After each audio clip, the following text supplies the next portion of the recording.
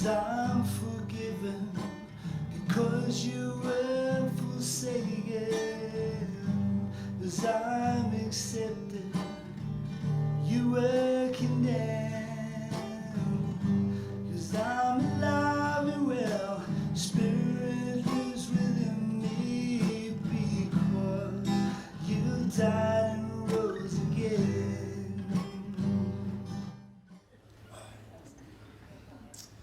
Tēnā no tātou, I mihi kawana ki a tātou, kua tā mai nei, I runga i te kaupapa, ki te atua, ki te atua i o Matukore.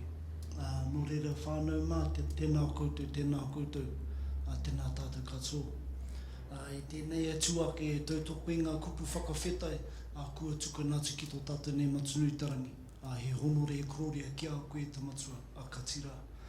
I'm just acknowledging all of you guys and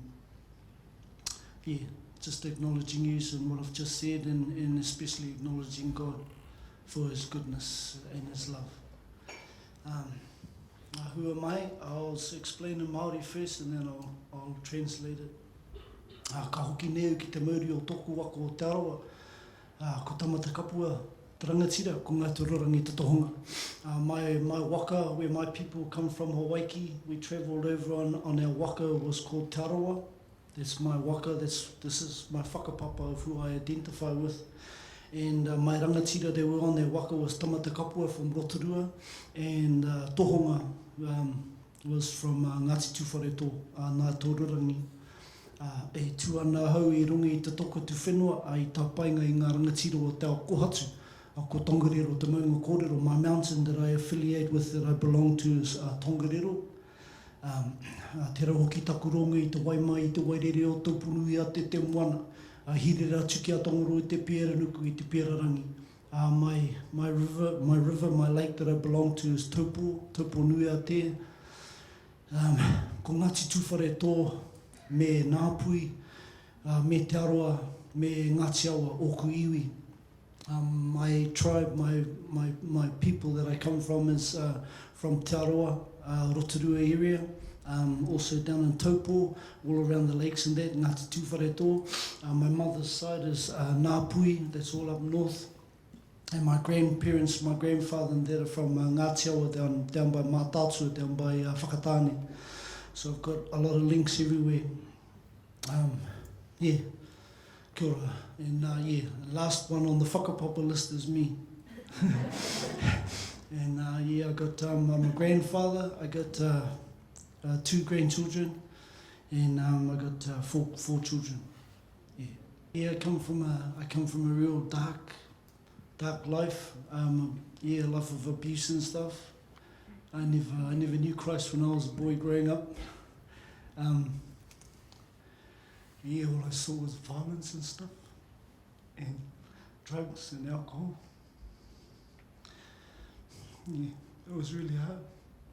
And for most of my life,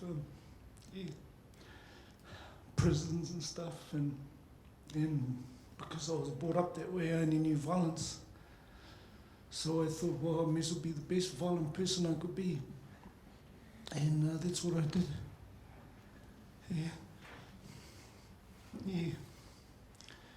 And it wasn't good. And I'm ashamed of a lot of stuff.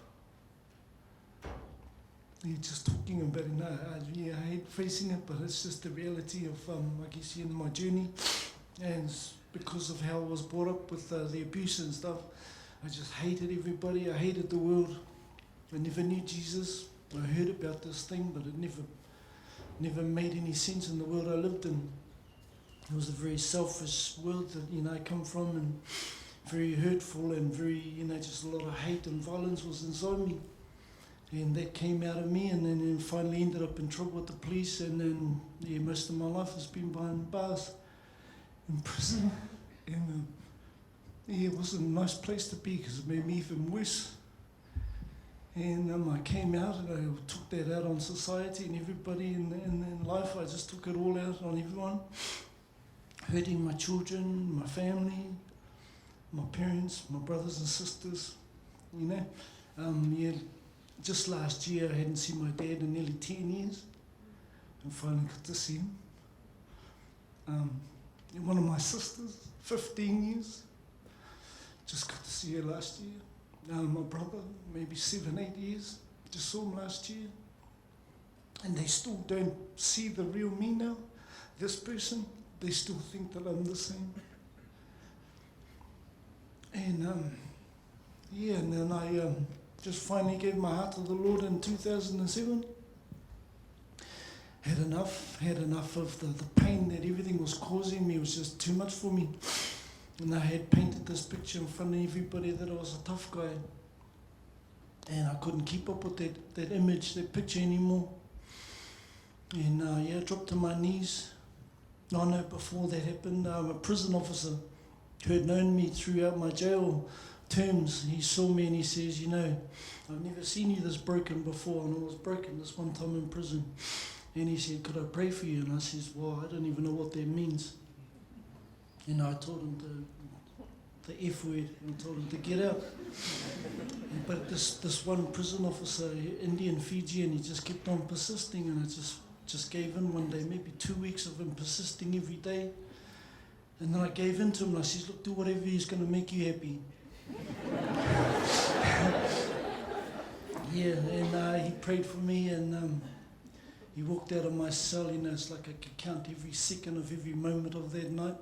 He might have just locked the door and walked out 5, maybe 10 seconds, and bang, I had a spiritual awakening. I had felt the presence of something beautiful and wonderful, something I had never felt before in my life, just a real sense of warmthness and love.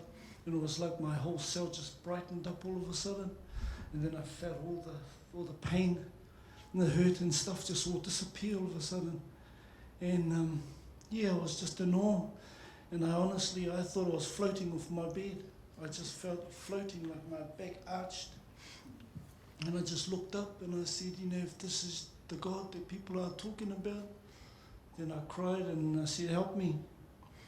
And in that moment that I was just feeling this love, I just quickly just got to my knees and put my hands up, and I cried for I didn't even know how long, hours.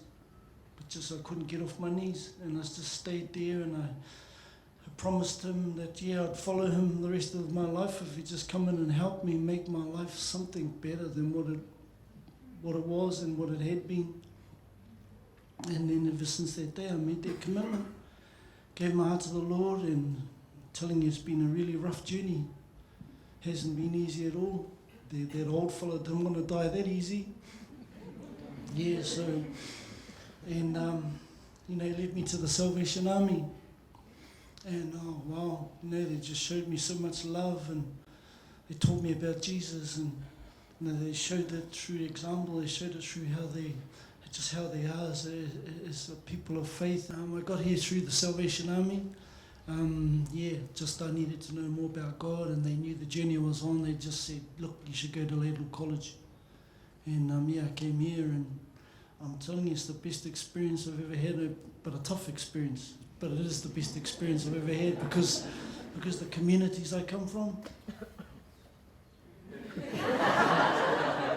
And coming here, it was like a shock to my system. I had to love. I had to be kind. I had to be open. And conversation was not easy for me. I never conversated with anybody. My conversation was like, whatever, yeah, bro, no, bro, yes, bro, that was it.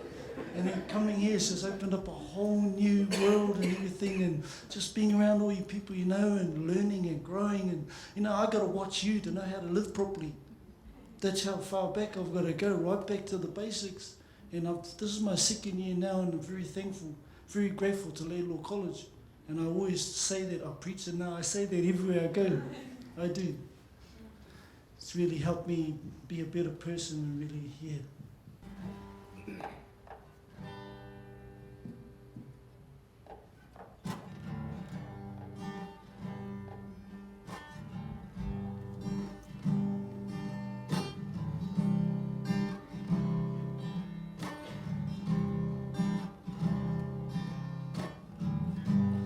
I'm forgiven because you were forsaken.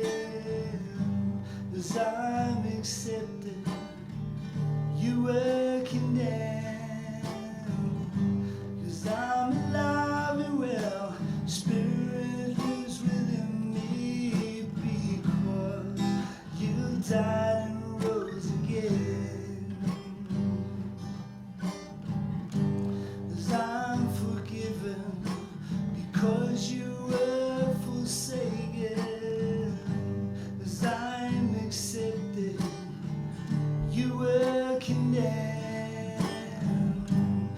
I'm alive and well, Spirit lives within me, because you died and rose again.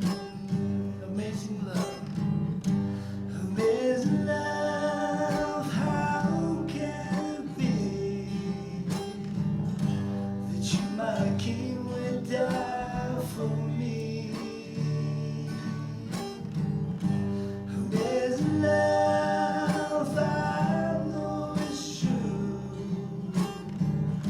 It is my joy to honor you in all I do.